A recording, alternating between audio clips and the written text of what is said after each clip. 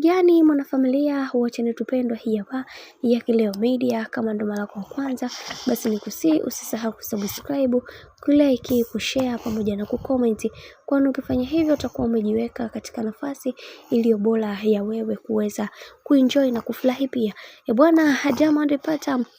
ameweza kuchukizwa na mambo ambayo yamekuwa yakiendelea katika mitandao ya kijamii kuhusiana na bibiye Wolper, kwa sababu Wolper amekuwa moja kati ya mtu ambaye amekuwa akimzungumzia sana mke wake Zuchu, jambo ambalo kwa upande wake hakuweza kupendezewa nalo, na amedai kwamba kwa hiki ambacho kinachoendelea ataweza kumshtaki bibiye Wolper kwa sababu kuna vitu ambavyo vinavyoendelea, kwani yeye kama yeye hapendezewi kuona haya yote ambayo yanayoendelea, na akadai kwamba atapambana kuweza kuhakikisha bibiye Zuchu anapata haki yake kama mwanamke wake, kwa sababu Wolper amekuwa mtu ambaye kila wakati anatamani kuweza kuona anamdhihaki, anapenda kuona bibiye Zuchu akipitia mateso. Kwa upande wake ameweza kufunguka na kusema kwamba hataweza kupata hiyo nafasi na haitokuja kutokea, nami nitapambana kuweza kuhakikisha kila kitu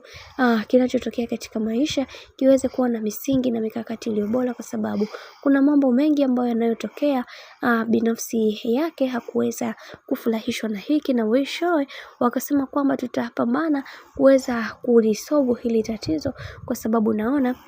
huyu binti ameweza kuzamilia kuweza kumuumiza mke wangu, jambo ambalo mimi kama mwanaume sipendi kabisa kuweza kuona haya yanayoendelea. Kiukweli naumia sana na nitapambana kwenye hili, na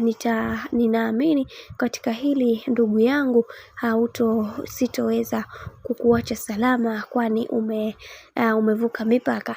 Bwana, mambo ndo kama hivyo. Kwa upande wa Wolper, yeye aliweza kufunguka vitu vingi na akasema kwamba haogopi chochote, haogopi kitu cha aina chochote. Yeye anachoweza kufanya ni kuweza kupambana, kuweza kuhakikisha kila kitu kwa upande wake kinakwenda kuwa sawa, kwa sababu kuna vitu vingi ambavyo vinavyoendelea katika maisha yake, na yeye anatamani kuweza kufika hatua kubwa ya maisha ambayo aliweza kujiwekea, kwani watu wengi wanaona kabisa kuna vitu ambavyo haviko sawa kwa upande wake, na yeye anatamani kuweza kuona haya yote ambayo yanayoendelea yawe katika mikakati na misingi iliyo bora zaidi. Bwana, mambo ndo kama hivyo ambavyo unavyozidi kuona kadri siku zinavyozidi kwenda, ndo mambo yanavyozidi kutaradadi, kwani watu wengi wameshaweza kuchoshwa na hizi mambo ambazo zinazoendelea kwa kipindi hiki. Mimi naomba nikukumbushe,